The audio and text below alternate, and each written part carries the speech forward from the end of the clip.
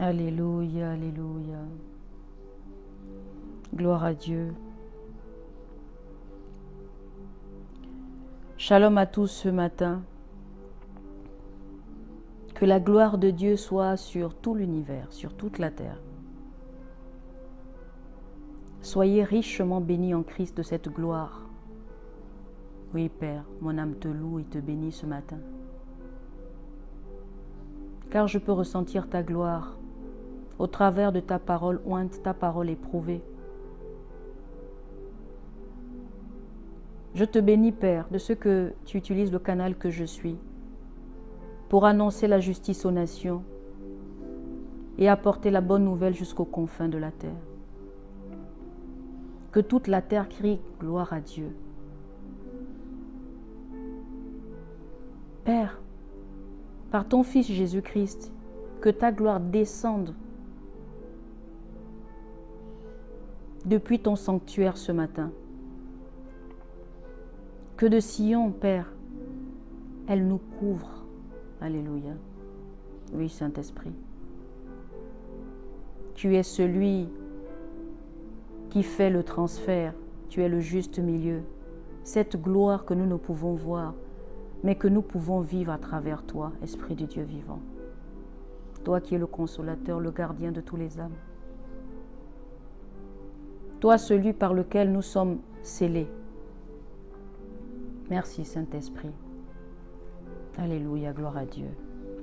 Amen. Peuple de Dieu, le thème de ce matin, la gloire de Dieu. Nous allons ouvrir nos livres dans Ézéchiel 10:4. Je lis la parole de Dieu dans le nom de Jésus. La gloire de l'Éternel s'éleva de dessus les chérubins et se dirigea vers le seuil de la maison. La maison fut remplie de la nuée et le parvis fut rempli de la splendeur de la gloire de l'Éternel. Que Dieu bénisse sa parole. La gloire de Dieu est une expression utilisée de plusieurs manières différentes dans la Bible. Une expression qui sert à décrire la splendeur et la majesté de Dieu. Une gloire si immense que l'être humain ne peut la voir et vivre. Tout ce que nous pouvons voir de la gloire, c'est une image de la gloire. Ézéchiel chapitre 1er, versets 26 à 28, nous montre la vision du trône de Dieu. Ézéchiel a vu, Ézéchiel voit Dieu assis sur le trône, sous l'apparence d'un homme. Cette vision montre que lorsque Dieu a voulu se révéler publiquement, il l'a fait sous une forme humaine, à travers Jésus-Christ. Amen. Bien-aimé, Dieu révèle sa gloire et sa puissance à Ézéchiel pour le préparer à la tâche à laquelle il l'appelait. Oui, Ézéchiel avait besoin d'une vision pour se préparer au service du Seigneur. Nous devons nous aussi expérimenter la puissance de la gloire, de la sainteté de Dieu, avant de pouvoir nous impliquer activement dans l'œuvre. Amen. Jésus-Christ est la parole faite chair, pleine de grâce et de vérité. Et nous avons contemplé sa gloire, une gloire comme la gloire du Fils unique venu du Père, le Dieu éternel, qui est venu en être humain. Il est entré dans la vie humaine de manière humble et a connu toutes les limites propres aux expériences humaines. Oui, la gloire magnifique de Dieu. Même les rabbins l'appelleront la gloire, Shekinah. Shekinah, un mot hébreu qui signifie demeure de Dieu. Alléluia. La gloire, la manifestation visible de la présence et de la gloire, sous forme de colonnes de nuée et de feu. Elle est appelée ma gloire. Oui, Ésaïe 60 au verset 2 le dit. Cette nuée a couvert le Sinaï au moment où Dieu a donné sa loi. Exode 24 à 16 à 17. Elle a rempli le tabernacle. Exode 40, 34. Elle a guidé Israël dans le désert. Oui, cette gloire. Merci Jésus. Plus tard, elle a rempli le temple de Salomon, qu'il avait édifié d'une manière plus spécifique. Merci Jésus. Dieu siège au-dessus des chérubins dans les lieux très saints, bien-aimés. Ézéchiel a vu la gloire de Dieu se lever et quitter le temple à cause de l'idolâtrie qu'on y pratiquait. Oui, Ézéchiel 10, versets 4 à 18 jusqu'à 19. Église, dans l'Ancien Testament, l'équivalent de la gloire de Dieu, c'est-à-dire la Shekinah, c'est Jésus-Christ de Nazareth, le roi. Il est la gloire de Dieu incarnée qui est venu habiter parmi nous. Oui, les bergers de Bethléem ont vu la gloire de Dieu à la naissance de Jésus-Christ. Luc 2, 9 nous dit. Et voici, un ange du Seigneur leur apparut, et la gloire du Seigneur resplendit autour d'eux. Ils furent saisis d'une grande frayeur. Alléluia. Ah, Saint-Esprit. Amen. Bien-aimés, les disciples l'ont vu lors de la transfiguration de Christ. Étienne l'a aperçu au moment de son martyre. Amen. Oui, la gloire de Dieu et sa présence et sa puissance spirituelle. Les cieux, les cieux racontent la gloire de Dieu. Dans le psaume 19, 2, peuple de Dieu, le monde physique raconte la gloire de Dieu et sa puissance créatrice. Merci Jésus. Si toute la terre est remplie de sa gloire, l'éclat de sa majesté n'est cependant pas perceptible aujourd'hui. Et elle passe souvent inaperçue. Église, la proximité, l'intimité nous donne l'expérience de la gloire de Dieu et de la présence de Dieu, son amour, sa justice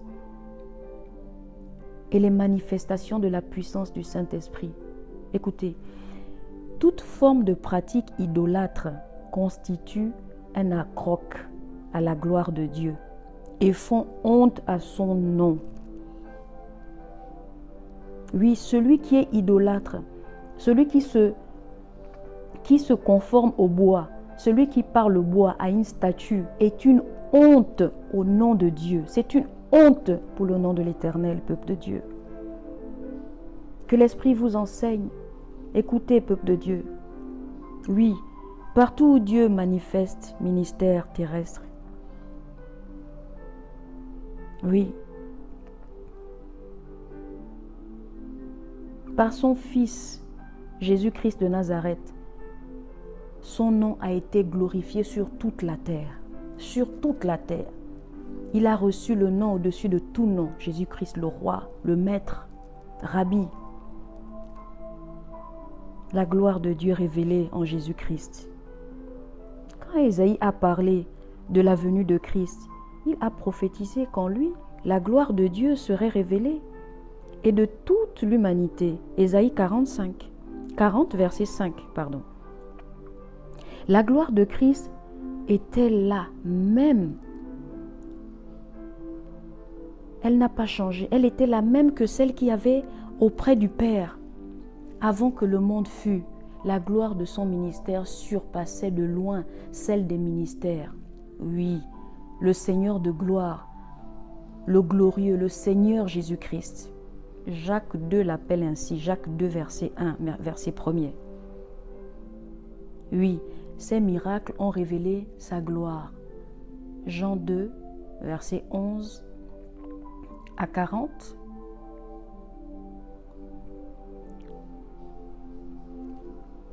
Bien-aimé, Christ a été transfiguré dans une nuée lumineuse où il a reçu la gloire. Le Seigneur a été élevé à l'heure de sa mort. C'est d'une manière glorieuse qu'il est monté au ciel. Acte 1er, verset 9. Il est maintenant dans la gloire et il reviendra un jour sur les nuées du ciel avec puissance et une grande gloire. Alléluia. Mes frères, mes sœurs, mes amis, Église, l'expérience de la gloire de Dieu dans la vie du croyant, comment cela s'applique? Il est vrai que ceux qui étaient à la gloire majestueuse, et céleste de Dieu, personne ne peut voir cette gloire et vivre. Nous savons qu'elle est là, mais nous ne la voyons pas. Parce que Dieu existe dans une lumière et une gloire que personne ne peut approcher. Aucun mortel ne peut le voir face à face. Dans l'Ancien Testament, les enfants de Dieu de l'époque biblique ont fait l'expérience de la gloire Shekinah de Dieu, tout au long de l'histoire biblique jusqu'à aujourd'hui. Des croyants ont des visions du Dieu semblable à celles qu'ont eu Ésaïe 6, Ézéchiel 1er. Bien-aimés, ce type d'expérience n'est jamais chose courante. Cependant, tous les croyants expérimenteront la gloire de Dieu à la fin des temps, quand nous verrons Jésus face à face et que nous serons introduits dans la présence glorieuse de Dieu pour partager la gloire de Christ et recevoir la couronne de gloire. Notre corps ressuscité portera lui-même l'image de la gloire de Christ ressuscité. Amen. Aujourd'hui, si tu crois de tout ton cœur, de toutes tes forces et de toute ta pensée, tu peux expérimenter la présence spirituelle de Dieu. Le Saint-Esprit, lorsque l'Esprit agit de manière puissante dans l'Église, à travers des manifestations surnaturelles, tu expérimentes la gloire de Dieu. Oui, une sensation impressionnante de sa présence, à l'instar du berger qui se trouvait dans les champs aux environs de Bethléem. Alléluia, Seigneur. Écoutez la fin du discours. Le croyant qui renonce au péché et s'éloigne des pratiques idolâtres, ces croyants-là peuvent être remplis de la gloire de Dieu et de l'esprit de gloire. D'ailleurs, des raisons pour lesquelles Jésus est venu dans ce monde étaient de remplir les croyants de gloire. Luc 2, 29 à 32. Bien-aimés, il est écrit dans le livre de Actes 2, 32, « Le Saint-Esprit que Dieu a donné à ceux qui lui obéissent. » C'est celui qui obéit à Dieu qui reçoit l'Esprit de Dieu pour gouverner sur cette terre, pour marcher dans le salut, dans la victoire, dans la gloire de Dieu. Amen. En tant que croyants, nous devons consacrer notre vie à la gloire de Dieu, de manière à ce qu'il soit glorifié en nous. Oui, Saint-Esprit, que ceux qui ont des oreilles entendent ce que l'Esprit dit aux églises. Car tu as dit, et tout ce qui est à moi est à toi, et ce qui est à toi est à moi, et je suis glorifié en eux. Alléluia, gloire à Dieu, que Dieu bénisse sa parole. Bien-aimés dans le Seigneur, je prie le Seigneur Jésus-Christ ce matin qu'il te fasse vivre sa gloire dans la révélation de sa parole ointe dans ces temps de la fin, au nom de Jésus-Christ de Nazareth. Soyez bénis dans le nom de Jésus. Alléluia. Alléluia.